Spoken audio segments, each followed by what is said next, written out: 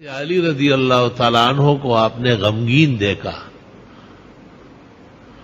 آپ نے پوچھا کیا مصیبت لاحق ہے؟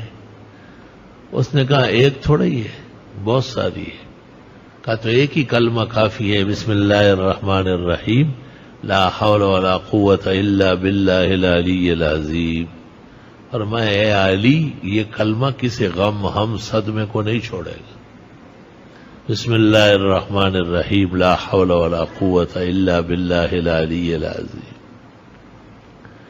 عمل کتنا مختصر ہے اور کتنی تسلی علی کو دی. کمال ہے اس کلمہ میں. معراج میں آپ نے آسمانوں میں دیکھا کہ ہر آسمان میں ایک بہت خوبصورت فانوس لگا ہوا ہے. آپ نے جبریل سے پوچھا یہ کیا ہے؟ آپ نے جبریل نے کہا یہ ہے لا حول ولا قوت الا باللہ العلی العظیم. اور عرفات میں آپ نے کہا دعائی و دعا الانبیاء من قبل فی هذا المقام، میری دعا اور مجھ سے پہلے جتنے انبیاء یہاں آئے حج کرنے عرفہ پیش ہوئے سب یہ کرتے تھے لا الہ الا اللہ وحدہ لا شریک لہ لہ الملک ولہ الحمد وہو علی کل شیء قدیر. کہتے روز 100 بار پڑھ لیا جائے غم ہم صدمہ نہیں دیکھے گا اور اللہ تعالیٰ غیب سے خوشی کی خبریں دے گا.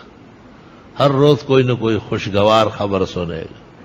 اور کتنا آسان ہے، سب کو یاد ہوتا ہے لا الہ الا اللہ وحدہ لا شریک لہ لہ الملک ولہ الحمد وہو علی کل شیء قدیر. اور کتنی بڑی سند ہے کہ آپ نے کہا دعائی اور دعا الانبیاء من قبلی فی هذا المقام. عرفات کے میدان میں آپ نے کہا، بخاری مسلم میں میری دعا اور مجھ سے پہلے تمام نبیوں کی دعا اس جگہ یہ ہے لا الہ الا اللہ وحدہ لا شریک لہ لہ الملک ولہ الحمد وہو علی کل شیء قدیر.